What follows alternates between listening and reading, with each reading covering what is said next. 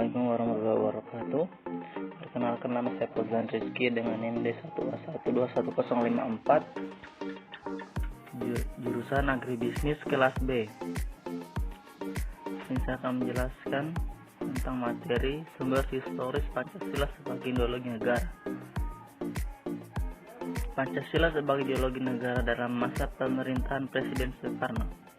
Pada masa pemerintahan Presiden Soekarno, Pancasila ditegaskan sebagai pemersatu bangsa. Penegasan ini dikemenangkan oleh Soekarno dalam berbagai pidato politiknya dalam kurun waktu 1945 sampai 1960. Namun seiring dengan berjalannya waktu, pada kurun waktu 1960 sampai 1965, Soekarno lebih mementingkan konsep Nasekom atau nasionalisme, agama, dan komunisme sebagai ladang politik bagi bangsa Indonesia.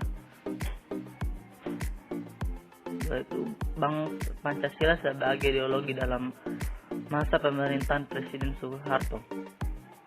Dalam masa pemerintahan Presiden Soeharto, Pancasila dijadikan sebagai asas tunggal bagi organisasi politik dan organisasi kemasyarakatan. Periode ini diawali dengan keluarnya TAP MPR nomor 11 tahun 1978 tentang permasyarakatan nilai-nilai Pancasila. TAP MPR ini menjadi landasan bagi dilaksanakannya penataran P4 bagi semua lapisan masyarakat. Pancasila sebagai ideologi dalam masa pemerintahan Presiden Habibie. Presiden Habibie menggantikan Presiden Soeharto yang mundur pada 21 Mei 1998 atas pendesakan berbagai pihak. Habibie menghapus penetapan P4. Pada masa sekarang ini, resonansi Pancasila kurang beragama karena pemerintahan Habibie lebih disibukkan masalah politis, baik dalam negeri maupun luar negeri. Pancasila sebagai ideologi dalam masa pemerintahan Presiden Abdurrahman Wahid. Pada masa pemerintahan Presiden Abdurrahman Wahid, muncul wacana tentang penghapusan TAP nomor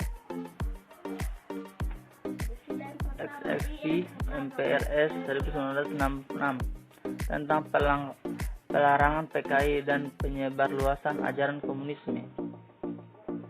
Pancasila sebagai ideologi dalam masa pemerintahan Presiden Megawati. Pada masa ini, Pancasila sebagai ideologi semakin kehilangan formalitasnya dengan disahkannya Undang-Undang Sisdiknas nomor 20 tahun 2003 yang tidak mencantumkan pendidikan Pancasila sebagai mata pelajaran wajib dari tingkat sekolah dasar sampai perguruan tinggi. Pancasila sebagai ideologi dalam masa pemerintahan Presiden Susilo Bambang Yudhoyono.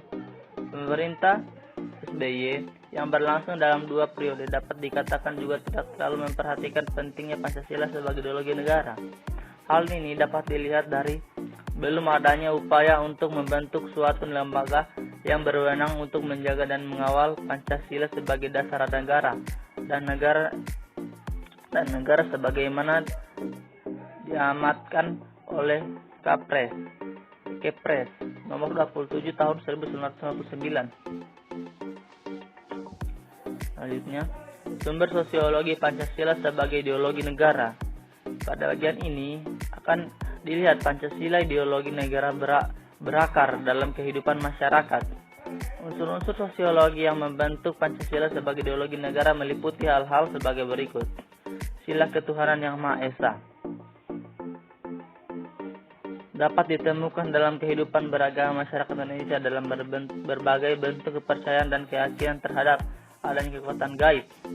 Sila kemanusiaan yang adil dan beradab dapat ditemukan dalam hal saling menghargai dan menghormati hak orang lain, tidak bersikap sewenang-wenang.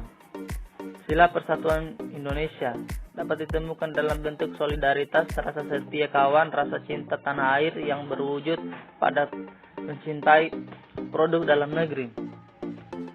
Sila kerakyatan yang dipimpin oleh hikmat kebijaksanaan dalam permusyawaratan perwakilan. dapat ditemukan dalam bentuk menghargai pendapat orang lain, semangat musyawarah dalam mengambil keputusan. Sila keadilan sosial bagi seluruh rakyat Indonesia tercermin dalam sikap suka menolong, menjalankan gaya hidup sederhana, tidak menyolok atau berlebihan. Selanjutnya, sumber politis Pancasila sebagai ideologi negara. Unsur politis yang membentuk Pancasila sebagai ideologi negara meliputi hal-hal sebagai berikut.